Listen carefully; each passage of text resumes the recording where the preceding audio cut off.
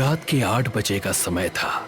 राजन यादव अपने बंगले के गार्डन में टहल रहा था कि तभी उसे एक पेड़ के पीछे परछाई नजर आई। कौन है वहां पर? मगर वहां से कोई जवाब नहीं आया। मैं पूछता हूं कौन है वहां पर?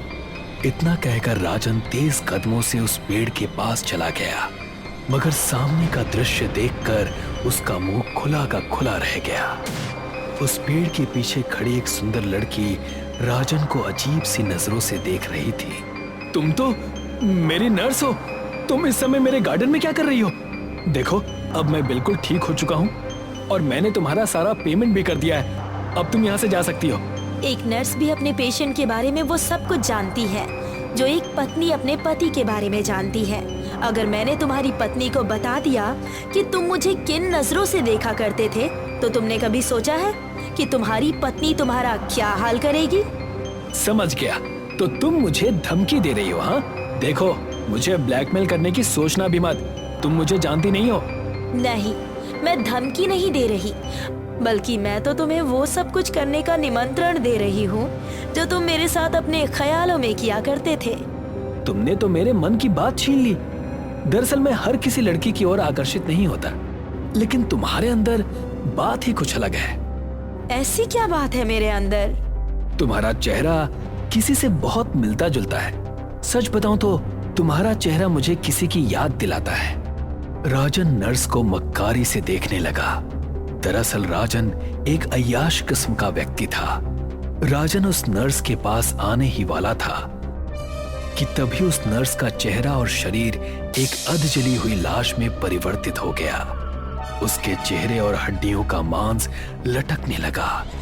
उसकी आंखें पीली हो गई और राजन बुरी तरह से चीखने लगा। मुझे बचाओ, मुझे बचाओ, मेरे शरीर में आग लग गई है, कोई है, मुझे बचाओ। वो नर्स राजन को देखकर भयावह अंदाज में मुस्कुराती हुई वहां से गायब हो गई। इस घटना के 1 महीने बाद दिशा तेज कदमों से रोड पर चल रही थी। तभी उसे ऐसा महसूस हुआ कि कोई उसके पीछे पीछे चल रहा हो। कौन है? उसके सामने एक सुंदर लड़की खड़ी थी। कौन हो तुम? क्या इतनी देर से तुम ही मेरा पीछा कर रही थी? नहीं तो मैं तो अभी अभी तुम्हारे सामने आई हूँ, लेकिन कुछ सेकंड्स पहले तो यहाँ पर कोई नहीं था। मैंने देखा तुम बहुत घबराई हुई थी, शायद इसी वजह से तुम मुझे देख नहीं पाई। वैसे तुम इतनी रात में रोड पर अकेली कहाँ जा रही हो? ओ मैडम, अपने काम से काम रखो। रास्ते में अचानक से मेरी कार बंद हो गई और मेरे डैडी की तबीयत खराब है। यहीं पास में ही मेरा घर है। इतना कहकर दिशा तेज कदमों से अपने घर आ गई। घर पहुंचते ही उसकी माँ अर्चना दिशा से बोली, मैं कब से तेरा इंतजार कर रही थी, आखिर आने में इतनी देर क्यों हो गई? तुझे पता है ना कि तेरे पिताजी को जब तक वो मेडिसिन ना मिले तब तक उन्हें आराम नहीं मिलता। माँ, आप मुझे सांस तो लेने दीजिए। मेरी कार रास्ते में अचानक बंद पड़ गई। मैं इतनी दूर से पैदल ही आई हूँ और आते आते ही आपने सुनाना शुरू कर दिया। जा, जल्दी से अपने पिताजी को ये दवाई देकर आ। अपनी माँ की बात सुनकर दिशा अपने पिता के कमरे में चली गई। उसके पिता राकेश यादव शायद उसका ही इंतजार कर रहे थे। बेटी, आ गई तुम? लाओ, जल्दी से वो दवाई की शीशी मुझे दे दो। दिशा ने दवाई की शीशी अपने पिता को पकड़ा दी। तुम सो जाओ बेटी। रात के 11 बज चुके थे। दिशा अपनी बैल्कनी में किसी गहरी सोच में थी कि तभी उसने देखा कि वही सुंदर लड़की उसके घर के दरवाजे थी। दिशा बाहर आ गई। तुम यहाँ कैसे? तुम तो वही हो ना जो कुछ घंटे पहले मुझे रोड पर मिली थी? तभी दिशा की माँ अर्चना भी बाहर आ गई। क्या तुम इस लड़की को जानती हो? हाँ माँ, ये कुछ घंटों पहले मुझे रोड पर मिली थी। कौन हो तुम? मेरा नाम दिव्या है और मैं बेरोजगार हूँ। मेरा इस शहर में कोई भी नहीं है। इससे पहले तुम क्या करती थी? मैं एक नर्स थी। मेरे पति ने मुझे तलाक देकर घर से बाहर निकाल दिया।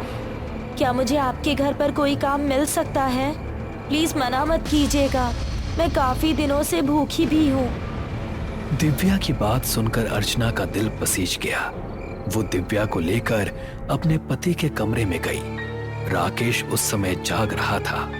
हमें वैसे भी एक नर्स की जरूरत थी। तुम अभी से ही अपनी ड्यूटी निभाना शुरू कर दो। कमरे में सारी मेडिसिन और जरूरत की चीजें मौजूद है। और याद रखना, हमारे घर के एक एक रूम में 2-2 सीसीटीवी कैमरे लगे हैं। कुछ भी उल्टा सीधा करने की कोशिश की तो यहाँ से पुलिस स्टेशन सिर्फ थोड़ी ही दूर है। ये क्या माँ, इसके बारे में कुछ जाने बगैर ही आप इसको नर्स कैसे रख सकती हैं? दिशा, देखो ना, शक्ल से कितनी भोली मालूम होती है और अच्छे परिवार की भी मालूम होती है। और वैसे भी अब मुझसे रात में जागा नहीं जाता। इतना कहकर अर्चना सोने चली गई और दिशा भी अपने कमरे की ओर चली गई।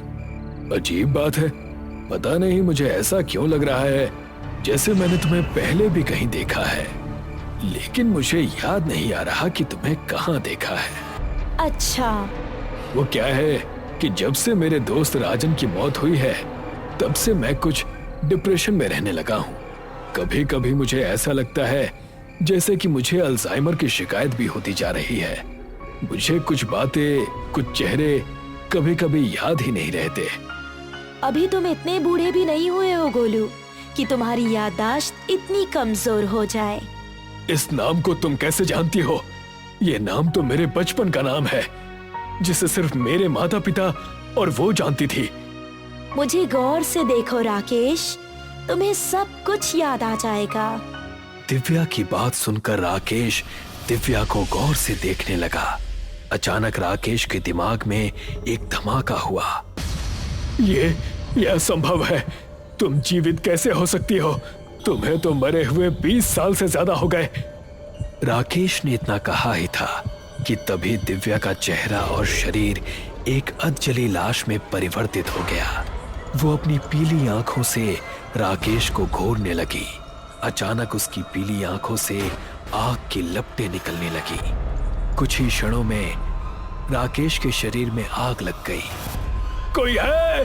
मुझे बचाओ, मेरे शरीर में आग लग गई है। कोई है? बचाओ मुझे।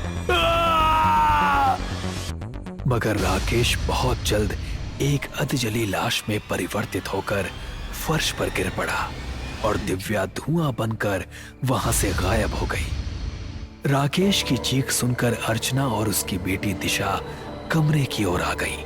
मैंने आपसे मना किया था, मगर आपने उसे बगैर आइडेंटिटी के नर्स अपॉइंट कर लिया। वो यहाँ से गायब है। जरूर वही मेरे पापा को जलाकर भाग गई। ये तुम कैसी बातें कर रही हो बेटी? मैंने किसको अपॉइंट किया था? अपनी माँ की बात सुनकर दिशा अचंभित होकर अपनी माँ को देखते हुए बोली, आपको क्या हो गया है माँ? आपको कुछ भी याद नहीं है?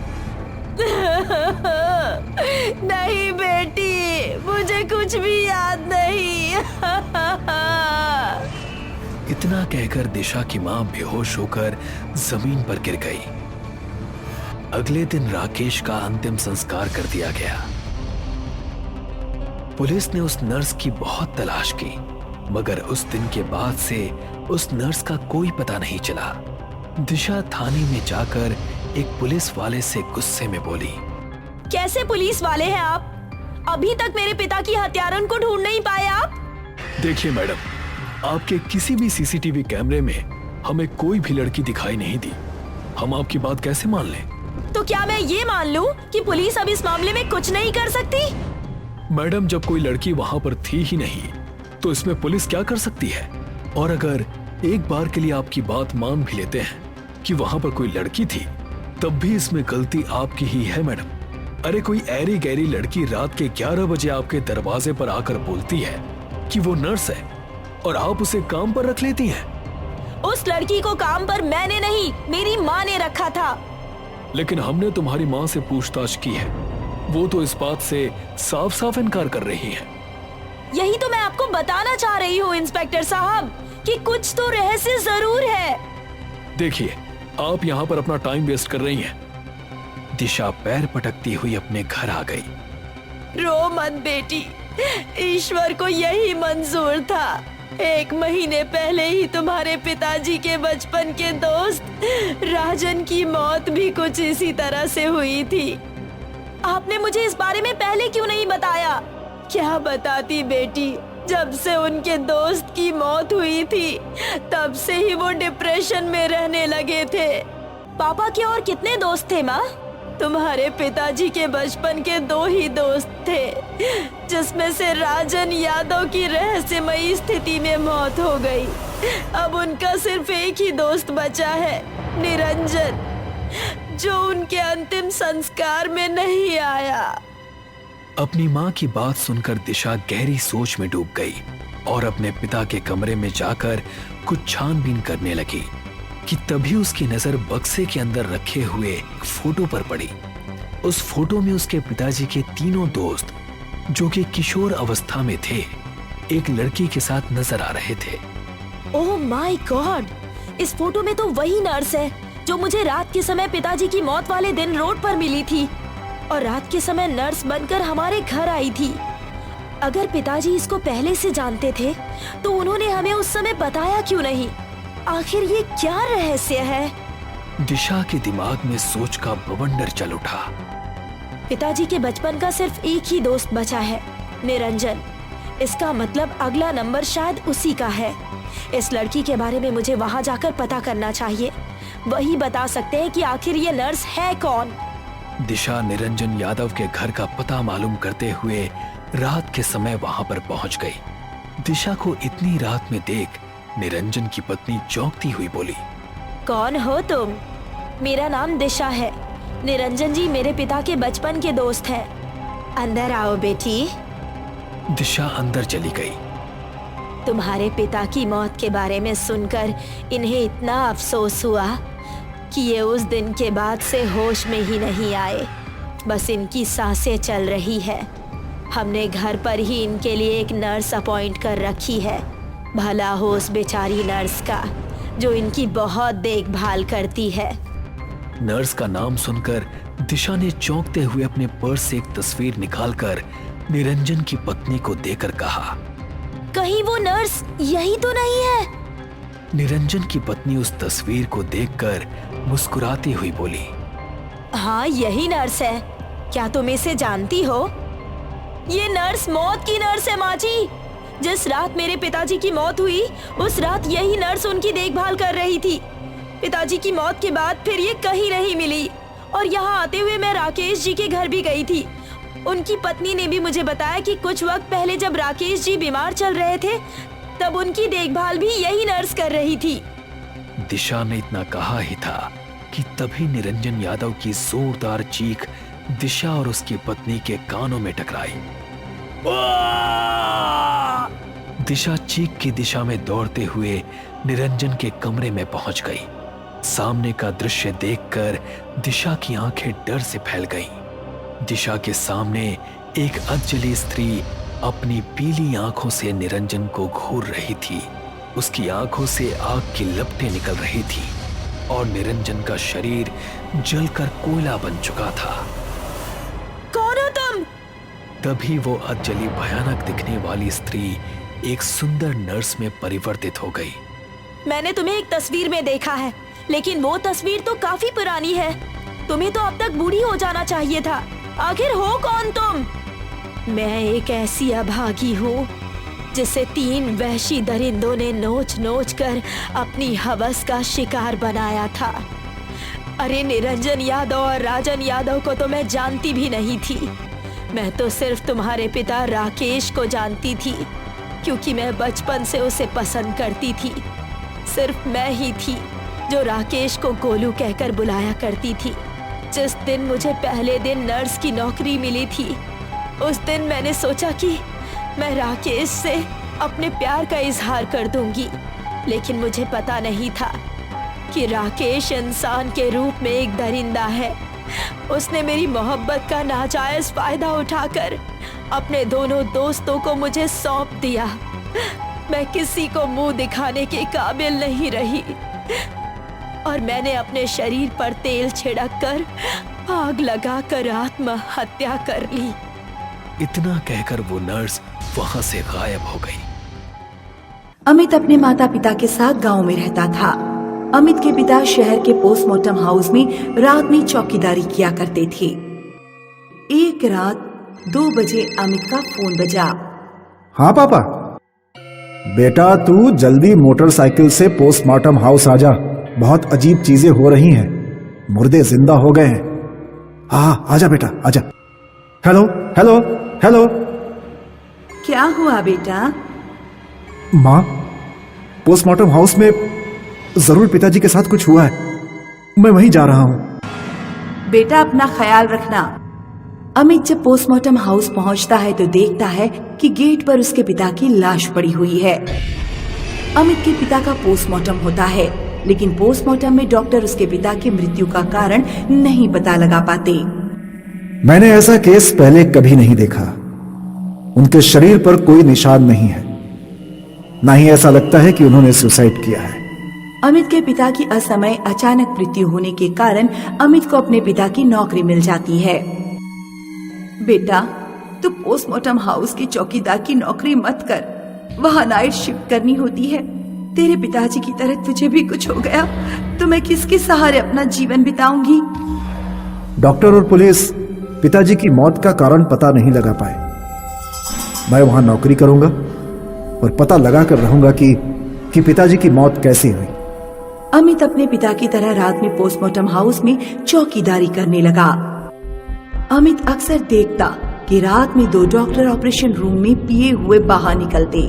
वे अक्सर अमित को शराब पीने के लिए अंदर बुलाते थे। अरे चौकीदार भाई साहब, कभी कभी तुम हमारे साथ भी 2-4 पैग लगा लिया करो। नहीं सर, मैं शराब नहीं पीता। कभी कभी डॉक्टरों के साथ एक बाबा भी आता था। एक दिन अमित ने दरवाजे पर कान लगाकर ऑपरेशन रूम के अंदर की आवाजें सुनने की कोशिश की। बाबा, उन औरतों की आत्माओं का आपने ठीक से पोस्टमार्टम तो कर दिया? हाँ, लेकिन उनमें से एक औरत का भूत मेरे कब्जे से बाहर है, इसलिए तुम्हें सावधान रहना होगा। जब डॉक्टर और बाबा चले गए तो अमित ऑपरेशन रूम के अंदर गया।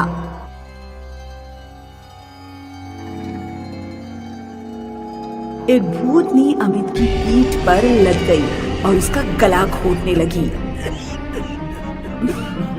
जिंदा नहीं छोड़ूंगी कमीने, तुझे नहीं छोड़ूंगी।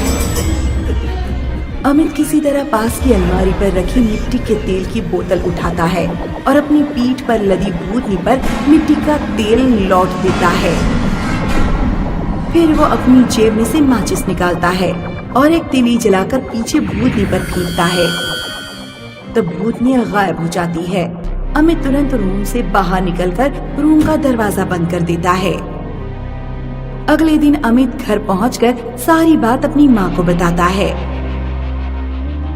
उस कमरे में जरूर कुछ राज छुपे हुए हैं, लेकिन वहां भूतों का वास है। वो रूम किस काम आता है?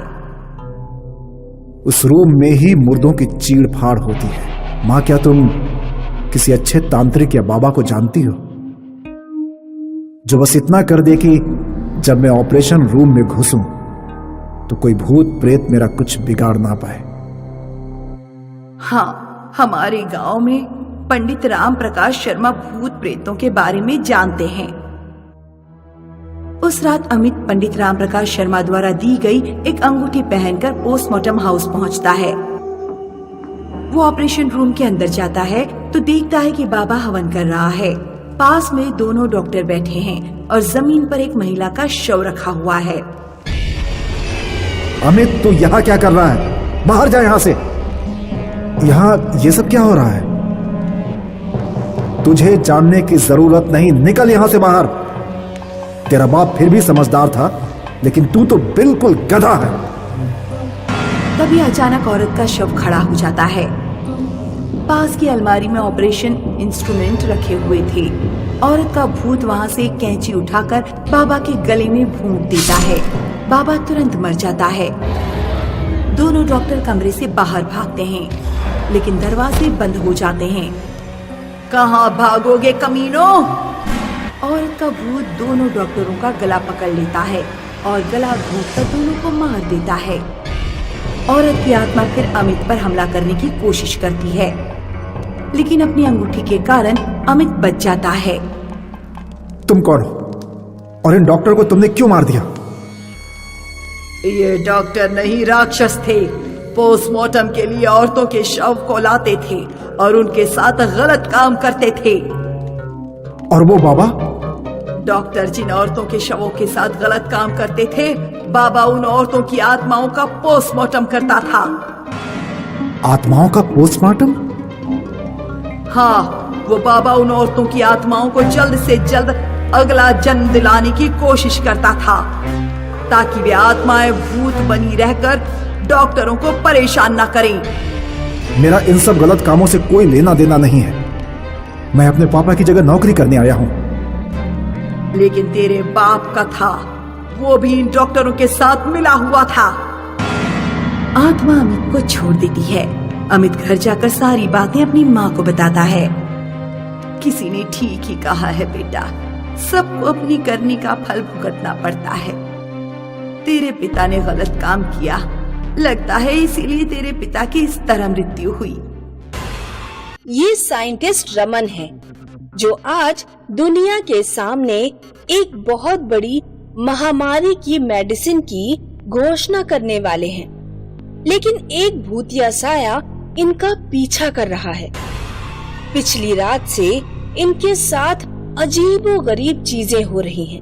ये सोए तो अपने बिस्तर पर थे, लेकिन इनकी आंख कुएं में खुली। लोगों ने इनकी जान तो बचा ली, लेकिन कोई तो है जो इनका पीछा कर रहा है।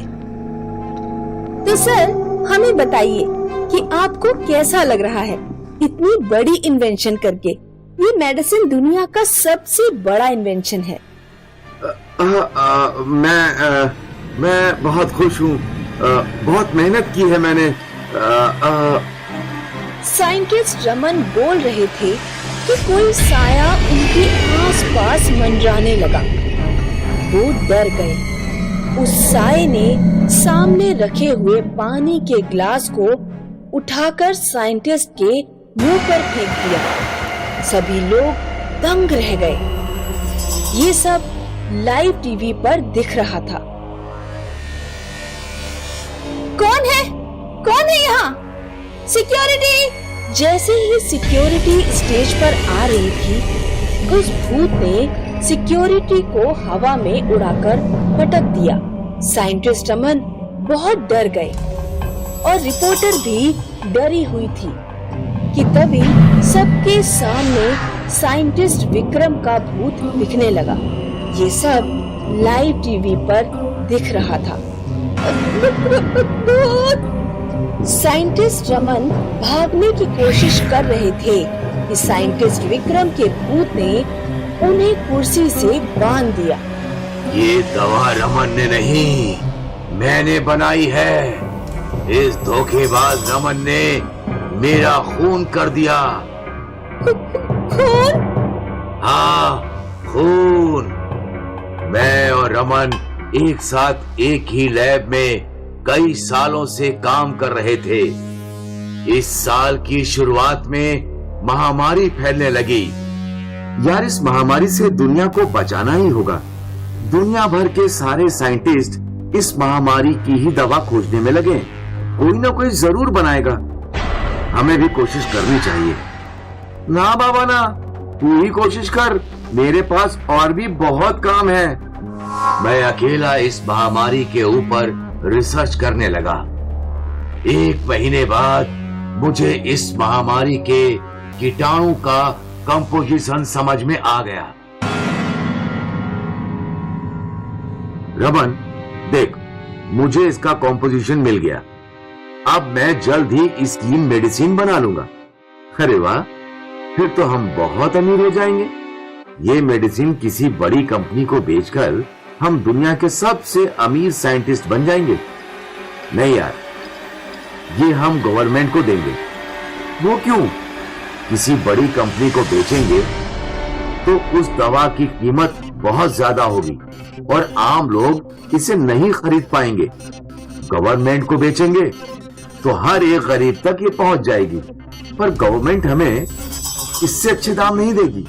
मुझे इस दवा से अमीर नहीं बनना, पर उन लाखों गरीबों की दुआ जरूर चाहिए। मैं बहुत खुश था कि मैं मेडिसिन बनाने के बहुत नजदीक था, लेकिन मुझे क्या पता था, जिसे मैंने दोस्त समझा था वो मेरे पीछे षड्यंत्र रच रहा है। रमन ने एक बड़ी कंपनी से हाथ मिला लिया था, उसे बहुत सारे पैसे मिलने वाले थे।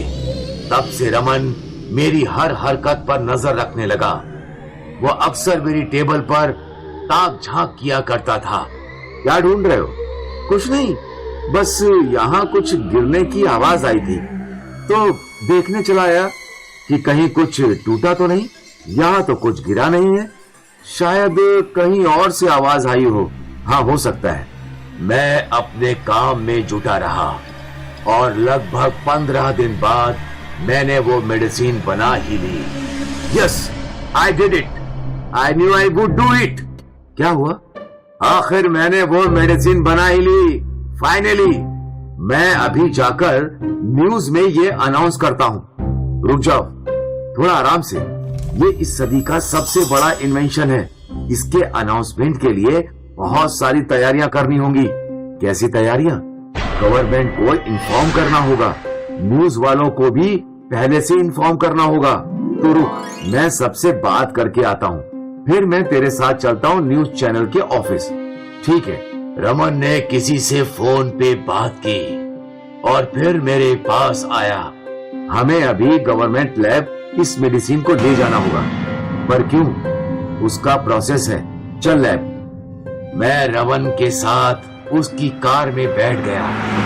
रमन मुझे गवर्नमेंट लैब ले जाने के बदले किसी सुनसान फैक्ट्री में ले आया। ये कहाँ ले आया? अभी पता चल जाएगा। बाहर चल। मैं कार से उतरा और तुरंत 2 गुंडों ने मुझे पकड़ लिया। उनमें से एक गुंडे के हाथ में चाकू था। दोस्त ने मेरे गले पर घुमा दिया और मैं वहीं मर गया। उसके बाद इस हरामखोर ने उस कंपनी वाले को दवा का सारा फॉर्मूला दे दिया और बहुत सारे पैसे ले लिए। मैं चाहता तो कल रात ही इसे मार देता, लेकिन मैंने इसे मारा नहीं, क्योंकि मैं दुनिया को सच बताना चाहता था। ये धोखेबाज है। इसने इस दवा के लिए मेरा खून कर दिया, लेकिन अब मैं इसे नहीं छोड़ूंगा। और भूत ने रमन को गर्दन से उठा लिया। रमन छटपटाता रहा और तड़पते तड़पते रमन मर गया। साइंटिस्ट के भूत का बदला दुनिया भर ने लाइव टीवी पर देखा। अगले दिन न्यूज चैनल में यही न्यूज थी। उस कंपनी के मालिकों को पुलिस ने पकड़ लिया और एक प्रेस रिलीज में गवर्नमेंट के ऑफिशियल्स ने डिक्लेयर किया, ये मेडिसिन जो लेट साइंटिस्ट विक्रम ने बनाई है 100% इफेक्टिव है इस महामारी को दूर करने के लिए। We salute late scientist Vikram for his contribution towards this society.